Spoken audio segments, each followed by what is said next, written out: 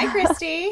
Hi, Claire. Thanks so much for joining me today. Yeah, I'm really happy to be a part of this. Anything you do is, I would jump over anything to be a part of. I am so in awe of you. That's very complimentary. Wow. So how's the weather out in Redding today? Redding, California. Redding, California today. Well, it is probably going to be about 75 and sunny. So yeah, basically perfect. So basically perfect. Yeah, basically perfect. So sweater in the morning, and you could do shorts and a t-shirt in the afternoon. This is our happy time, because in the summer it gets really, really hot. So, and then we thankfully had a ton of rain this year, so it was rainy all winter. I know. So we're really, yeah. And so, yeah. What about Argentina? Oh, well, we just moved into fall, so we're doing great here. We had a super hot summer, and now we're all excited because it's it's a little rainy, but it's it's cool, and we love that. And so yeah. Do you guys get snow in Redding? When we do, it's a disaster because there's like 2 snow plows. Oh, right. It's one of those So yeah, places. we get them in the mountains. We'll go, you go 5 minutes, because we're at the tip of the Sacramento Valley. We're surrounded by mountains on 3 sides. So the mountains all will get snow, and sometimes it comes down to 2,000 feet. But I'm basically sea level here, like the river's out my back window. Okay. So yeah, Sacramento River. Perfect. Well, I just want to read your bio for folks who don't already know and love you. So Christy Largent is an opportunity expert focused in the areas of opportunity mindset and employee engagement.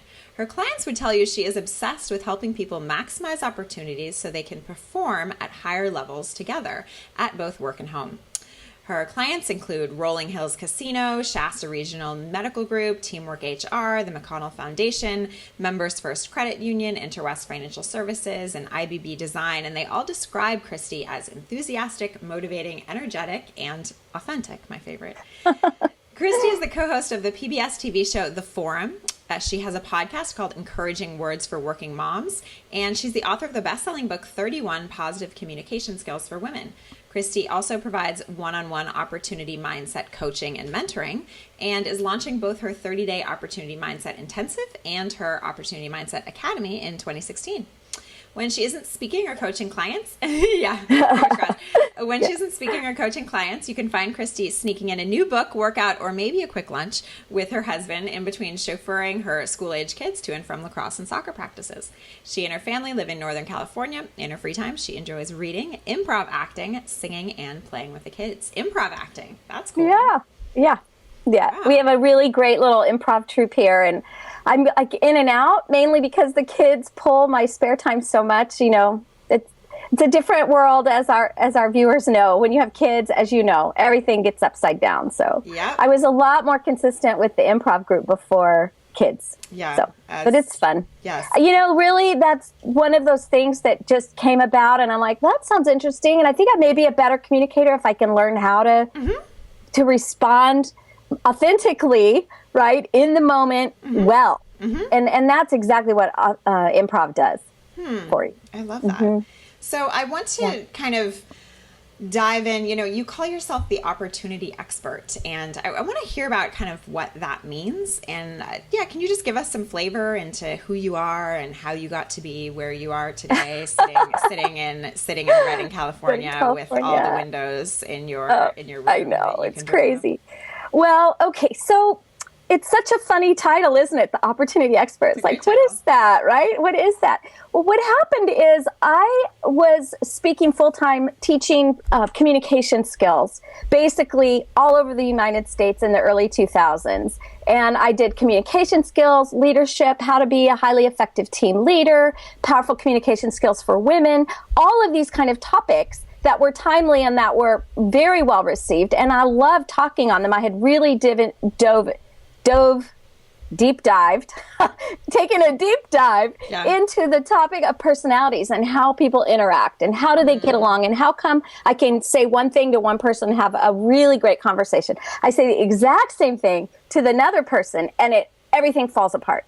So I had really kind of explored that with some deep study and work and interaction with people, and it was I loved that topic. So I loved all of those kind of things. It's all about the soft skills, right? Creating relationship with people in your lives, at work, at home. Well, then in 2004, we went to China and I got my daughter. We came back. And then in 2008, we went and got my son. And once I came home with my daughter, I did not want to be traveling again. And so basically, I shut everything down. And some of our viewers are going to know that is pretty, that upends everything, right? I couldn't figure out how I could keep speaking and be a full-time mom. And I had waited so long. Clearly, I'm not a young mom like you are. And I didn't want to miss anything. So I basically sat back I spoke locally, which didn't involve much travel, very little travel. And then in about 2014, I decided I really want to start speaking again. But once again, my kids were older, but I didn't really want to be on the road all the time, which as a professional speaker, you are really on the road a lot. And so that's when I started my podcast. I'm like, what is this whole new world with the internet had changed so much over those 10 years. And I was like, what's Twitter? How do I tweet? Right. That took me a while. All of that new stuff was just like, I dove into it because I'm like, well, I need to learn this. So I started my podcast, I started my blog, but you know what? It wasn't authentic to who I was. Like, I don't like being in a room by myself. And I found that most podcasters, most bloggers are real introverts and they get all this energy from creating by themselves. But that's not how God made me. I'm definitely I'm definitely an extrovert. I get energy from other people, although I am a reading fanatic and love to read. I still am definitely energized by others. So I kind of moved forward, and this past January, I'm like, I've got to get speaking again. That is really my heart cry. And so I'm like, well, what is my differentiator? Because there are so many people out there teaching communication skills. In fact, there's so many people more skilled than I who love it more than I. And I'm like, I love helping people find the opportunity because, Claire, that was really my whole thing. I have a political science degree, for Pete's sake. That was what, I started with way back when. And yet I became an interior designer for 14 years. That was my first career. And I did high-end residential design and loved it, loved my clients, and then ended up being home, starting my blog and podcast. It's like no matter where life took me, I found the opportunity to really engage. And when I realized a woman named Neen Janes is a woman who really she helped me with this. I paid her because she's a professional, but she helped me come up with what is the thing that's uniquely Christy. And I realized that no matter what, no matter where I was, no matter the situation, what was unique to Christy is that I really captured the opportunity, whether it's joining improv or joining a community choir or finding work opportunities. I managed to do that. I mean, I moved to Redding in 2000. I moved back to Redding from Dallas, where I had been doing very well, doing high-end residential design. Well, I moved to Redding, and like Redding is not exactly the bastion of high-end design. Sure. I mean, it's like, okay, people love it when they get a deal at Costco, for heaven's sake. They're like, yeah, I scored on this sofa. I'm like, okay, new career. So that's how I ended up getting to do speaking full time. Was I just, I started knocking and the doors started opening and I started speaking for free everywhere I could until the career opened up, and then people started paying me, and then I became a professional. So really, I think so many people get stuck because they're not able to look for the opportunity in what happened in life when they didn't expect it, right? Like they thought it was going to be da, da, da, da, da, but you know what? Life rarely happens like that. I mean, maybe for some magical people, right? But most of the people I know, their life has turned out so differently than they ever expected. I love that. And that, starting out in your 20s, like even with my kids, okay, so they're 12 and 8 now. I think I want them to get great grades so that they can go to any college they want to. And then, so maybe they'll go to Stanford, and then maybe they'll go on and do graduate school but maybe that's not their path, right? Sure. And no matter what it is, there's opportunity in it, right? So if you're like you start out in the study of one field and then you realize, gosh, I don't like it at all, but you're a junior in college and you think, I can't stop this right now. I can't stop this train. They don't realize that, yeah, you can stop. You can look, say, okay, where's the opportunity in this? Right? Instead of just letting the events dictate your outcome. So talk to me more about sort of the process you went through and the way you help people to really figure out your calling, to figure out, as you say, what was uniquely Christy, essentially. Yeah, I think the whole thing is, what makes your heart sing? I mean, that's the question. There's a book, he did the TED Talk that's been viewed like a jillion times. I'm sorry. Do you know Sir Ken? The Element. Sir Ken. Yes. Yeah. Yes, Robinson. Yeah. Yes, Sir Ken Robinson. Okay, so that book, I definitely would put a link to that under this topic, because he has Finding Your Element. He wrote the first book, and I missed that first book. But then I found the second book at the library, and I was like, oh my gosh, every single page I had a Post-it note on it. Like, this is so awesome. And then I went and bought the book because I'm like, I love this stuff, because he really deep dives into what makes your heart sing. Who are you? What makes you, like, when you do a timeline of your life and you say, what are the high points of my life, good and bad? And then you look at that timeline, you're like, oh my gosh. Okay. So in high school, when I did not make cheerleader, and instead, I was able to do the wind ensemble, how did that change my life? And you just look at silly things like that, that say, oh, well, that put me in another direction. So then I started really studying on my flute, and I started taking flute lessons a lot, and I got really good at it. So then I get to college, I'm playing my flute, but I really want to sing, because singing is what makes my heart sing. I love to sing. And then I realized, oh my gosh, I was just playing the flute because my dad's an instrumentalist. And I thought that's what he wanted me to do. And yes, I love the flute, and yes, I'm good at the flute, but what makes my heart sing is singing. I love to sing.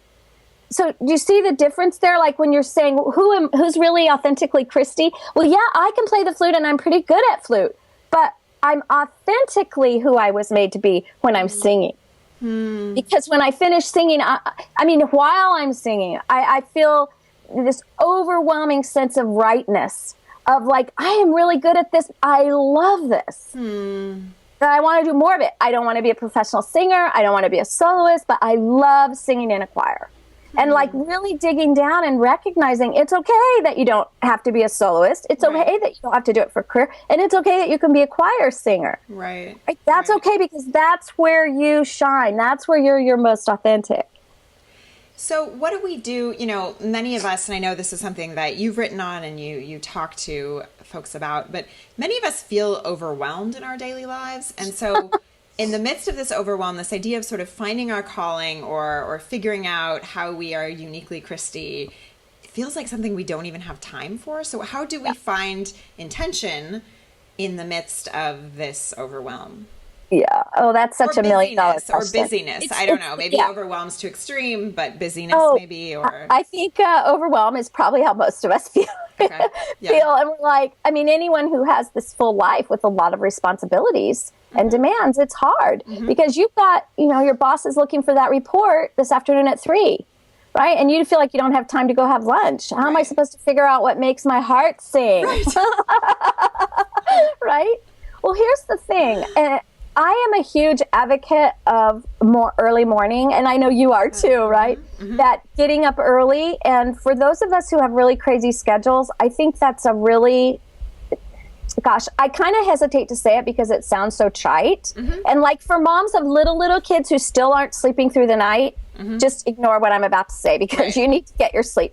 But for those of us whose kids are where you're sleeping through the night, turn off the TV at night and read a book and get in bed early and turn out the lights so that you can get up at 5:30 and have an extra half hour or an extra hour before everything starts hitting the fan. And that is where you're able to, I use journaling as a huge tool because when you write it down, there's something about, I just read an article last week in Wall Street Journal or 2 weeks ago. Students who take notes by hand remember something like 80% more than kids and students who take notes on their laptops. Really? Yeah. I'll look for this article. That's so interesting. Okay, look for it because I probably just screwed up the number. But wow. But it was like, oh my gosh, pay attention to this. It was like 2 weeks ago, and I want to say it was Sue Schellenbarger who writes all those awesome articles for Wall Street Journal. But the handwriting, there is something about the tactile, using your hand to flow the information out. Okay, so if you like feel like I'm overwhelmed, I don't know where to start, I seriously would you could just grab a yellow pad and draw a line down the middle and do the life journey. And I write down all of the highlights of your life, highlights and lowlights. You know, it could be like death of your parent, or it could be like my first job. It could be my first career redirection. I mean, anything, you name it all down. Right. And then you'll know, because as you write it down, every single time I do this exercise with people, stuff just starts flowing out. And you're like, gosh, I'd forgotten all about that. And now I'm remembering about it. Right. So, and then that's a great place to start, because you're going to start seeing patterns. When you look at that timeline, you're going to start seeing patterns. Like, okay, the music is a huge pattern in my life. I've had music from, childhood. I've never not had music in my life, basically. I've always found a way. And in the periods when I look at my timeline, the periods where I don't have music were bad, negative periods in my life, or periods of like repair, and where I couldn't do anything extra, right? After I went through my divorce back when I was 30, I had a really, okay, don't feel too bad for me, because I got to go live in Vail and ski that year. Talk about opportunity. But I didn't have any responsibilities. That's what I'm saying. So there was no music basically at that point. But so look at your timeline and say, what did I love? What have I continually found a way to do? No matter what else is happening in my life, what have I found a way to do this? So like reading is, go ahead. Sorry. No. Go ahead. So like reading what? Well, for me, reading, I always find time to read, because I love to read, and we have a really good library that has all of the new books. So like I am a book freak. I would never want to show you around my house, because there's books everywhere, right? You too. You look at your bookcases in your office. Yeah. So I love books, so I always find time to read. People are like, how do you find time to read? And how do you have 5 books going at once? And like, because I love reading, because that's part of who I am. I love to read. So how do you know if something is part of your professional calling, or just sort of something you should be doing for fun? And I bring this up because I'm someone, and I don't read enough novels. And so one of the things that I've been trying to do in 2016 is read more novels. I read a massive amount of books every year, but I just don't spend time reading novels. And I realize that novels are life-giving, and they make me happy, and they just provide an outlet in a way that business books and sort of, personal development books don't. And so I was reading a novel the other day, and it had this amazing scene in it where the wife tells the husband, she finds some scrap of paper that he has lying around, and it turns out that he's been actually writing sort of plays on the side, and he thinks they're terrible, and he doesn't want to spend any time doing it. And she says, you should just do this for fun. It doesn't need to be, your next big career. And it was just this scene in this novel, and I thought, oh wow, that's really interesting. So how do you know if something like singing or improv is something that should be part of your professional track, or if it's just something that should be sort of like life-giving on the side? Well, gosh, I think a lot of it depends on your situation. I mean, if you are the breadwinner for your family, you probably don't have the luxury of deciding to be an actor and moving to Chicago to be in Second City. Right. I mean, that's probably not going to happen. So you just do what you can at the time. And really, that's the whole thing with the opportunity is, and that really is where the opportunity mindset comes into it. So, for example, you may have 3 kids and a mortgage and a car payment and a little credit card debt. So you've got the average American life, right? And a wife. And but you really secretly love acting, and you really want to be an actor. Okay. And you know that every time you get to do acting, you are fully you. Right. Okay. So clearly, as I just said, you can't drop everything and just go act. But what if in your community there is a theater? I'm sure every person listening has some sort of a theater opportunity in your community or within a 30-minute driving distance. I would be surprised if not everybody did. I mean, even in Reading, we have like 4 to 5 different theater groups, right? So then what you do is you just say, I'm going to take this little tiny chunk of time that is so hard to capture, but I'm going to tell my wife this is really important to me. I'm going to go check it out. I'm going to go to the next set of auditions that they're having. I'm going to dip my toe in that water and see what it feels like to have more of that. Because what people often find is when they do more of what they love, they have more time for everything else. Does that sound familiar? When you do more of what you love, I mean, unless, of course, it's reading and housekeeping. Because the more reading I do, the less housekeeping I do. But seriously, when you find time to do more of what you love, you generally time expands. So because what happens is you throw out all the things that are not important, right? Your TV time goes to 0. Yep. Because you're busy doing what you really love. Yep. And I bet for most of us, if we look at ourselves and we look at our TV viewing habits, for example, because I'm totally not a big TV person. Clearly, I'm a big book person, but I think the majority of people are pretty big TV people, as evidenced by our the culture, average right? American is 4 or 5 hours a day or something. Yeah. So think about how much could you do in those 4 or 5 hours if your TV weren't on, and if you have children, what could they do if they weren't on their iPads? Right.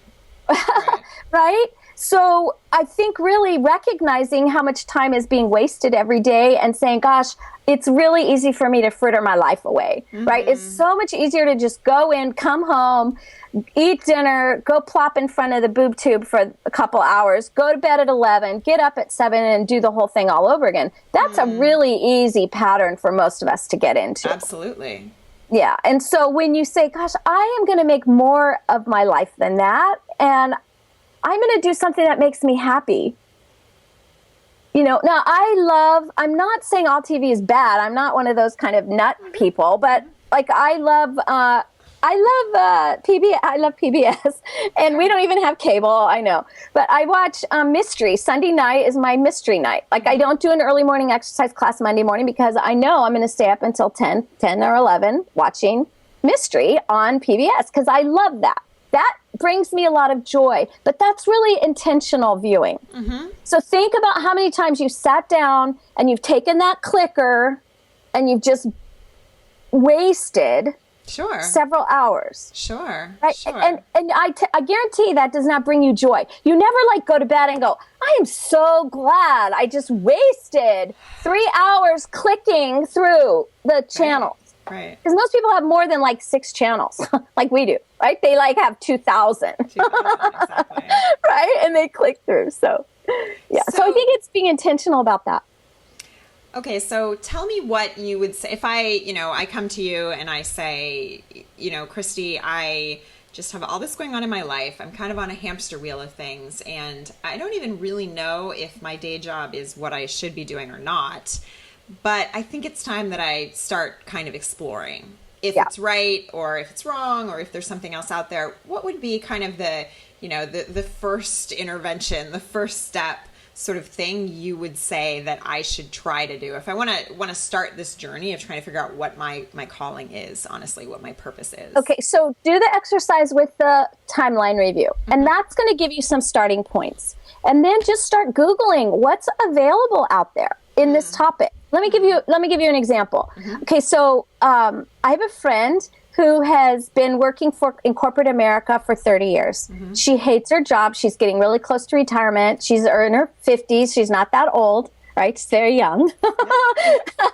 And she wants to do something really great with the rest of her life, but she doesn't know what, right? So here's what I suggested was, I know one thing she loves is she loves working with disabled people. And she's taken a few trips down the Colorado River at the Grand Canyon with a whole disabled trip, with paraplegics. If you could imagine, they get to go do that wonderful trip. So there's organizations all over the country, probably all over the world, that do those kind of activities. Well, she really loves that. So I'm like, and she lives in Phoenix. I'm like, you know what? Start exploring. What are your options with that? What are the kind of, Google it. I mean, we have this amazing resource right at our fingertips, literally at the end of our arms, right? So you start Googling, what are my opportunities with disabled activity organizations? And you start seeing what's going on, and you're like, oh gosh, there's a meeting next Wednesday night. I think I'm going to go see about that. Or maybe there's a lunchtime meeting. So I'm going to go midday. I'm going to try get off, take an extra half hour for lunch and see if I can't go find out about that. So you just start dipping your toe in the water. And you know what? You may go to that meeting and you might be like, oh, that is not my group. These people are not my tribe. No. So what? You lost a lunch, you lost a dinner, big deal. So Google again and find another organization that's something that you're interested in. Go check them out. There are so many different crazy things. I mean, for every interest that someone might have, there is an organization or association or group of people around it. I mean, right? Like we just had Cool April Nights here in Reading. People with all their classic cars came from all over the country to this thing. I'm like, can you believe the amount of time and money these people put into a 1950 Studebaker or something? I don't know. They love this stuff. I just think it's like the most stupidest thing in the world, right? Because I love cars. I told my daughter, if I were putting $100,000 in a car, it would not be a Ford, okay? I mean, no offense, Ford people, but it would definitely be like a Porsche, a Jaguar. But you know what? Those people love it, and they're in their tribe. And when you find that group that's your tribe, I mean, they were so happy. There was so much joy this weekend in our community because there are all these people doing what they love. We're going to have a fitness thing here, Memorial Day weekend. We're going to have we're going to have a triathlon, a marathon, a half marathon. We're going to have 5Ks, 10Ks, kids races. This whole fitness weekend wonderland fitness thing. I guarantee our whole community is going to be filled with joy because you're going to have so many people doing what they love. And that's what happens for you when you start dipping your toe in and saying, gosh, well, let me check this out, or let me go over here. And I'm sure there's online tribes the same way, right? Like you get in with a group of people online that are just like, these are your people, right? You get them. I love that. Does that make sense? Yeah. And I think that's so valuable. I think it's so valuable. We have so many tools that we can take access of to try to sort of change our life in small ways on a daily basis. I really love that. Yeah, I mean, the thing is, you just have to grab the opportunity because the thing that I've learned over and over is nobody is going to reach out and give it to you. Nobody is going to, I swear, when I was like 20, I lived in I was 25. I lived in Palm Desert, California, which is down near, a couple hours from LA. Yep. And I just knew that I was going to be walking along on El Paseo, the shopping street, and some producer was going to see me or casting person, and they're going to be like, oh my gosh, Christy, you are who we need for our next movie. I mean, come on, right? Talk about, that's a fantasy. That's not opportunity. That's a fantasy, right? The difference is when you are really proactive about something that you want, I think the Lord just opens doors. I don't know how to explain it, but you hear this told over and over and over and over, that when you move, opportunities follow. I love that. Can you tell people what you're working on now and where people can find you, and just sort of, tell us all your deeds? Oh golly. Well, I'm a work in progress, to be perfectly true. This has been a kind of a hard year. I ended up getting sick in March, and the whole month just went, I don't know. I lost like 4 weeks, which is not like me at all. So I'm kind of behind, but really I'm trying to provide more opportunity mindset resources. I really want to focus on that because I see a lot of disengaged and kind of sick, toxic workplaces that could really benefit from everybody being on board with really helping each other function at high levels so that goals are achieved. So I really want to do that. Everything will be on my website at ChristyLargent.com. It's just my name. And, Claire, the part that is probably so easy for you, the technical part, is the part that I'm kind of stuck with, like getting my video edited and getting it on my website. And it should be like no-brainers, right? But in my life, those are the things that have sort of been, I've allowed. You can hear how I'm doing my self-talk right now as I'm saying it, right? In the past, I have let those things hold me back, but I'm hoping in the next few weeks that I'll get everything really up, and hopefully, actually, by the time we watch this, the website will have some video on it, and I really do want to do my opportunity mindset, the upcoming resources to help people live in that. So I've got a 7-day reset that is in the process of being edited, and so that should be available. So I'm happy to make that available, and you'll find it all on my website at ChristyLargent.com. And that's kind of why I've taken a break from my podcast for a while, because it was an interview format and I loved it, but the technical part of it was really sucking me dry. So I didn't have any energy left for the things that I was really good at. Sure. And so I think I'm going to relaunch that podcast because I love doing it. I love that people all over the world get to listen. And this time it's going to be focused on opportunity mindset. Perfect. So, perfect. Yeah. Well, thank you so much for being here. And my pleasure. Thank you, Claire. It's such a treat to be a part of it. I'm just so excited to be, like I said, anything that you have anything to do with, I want to be a part of it. You're so awesome. So thank you. Thank you.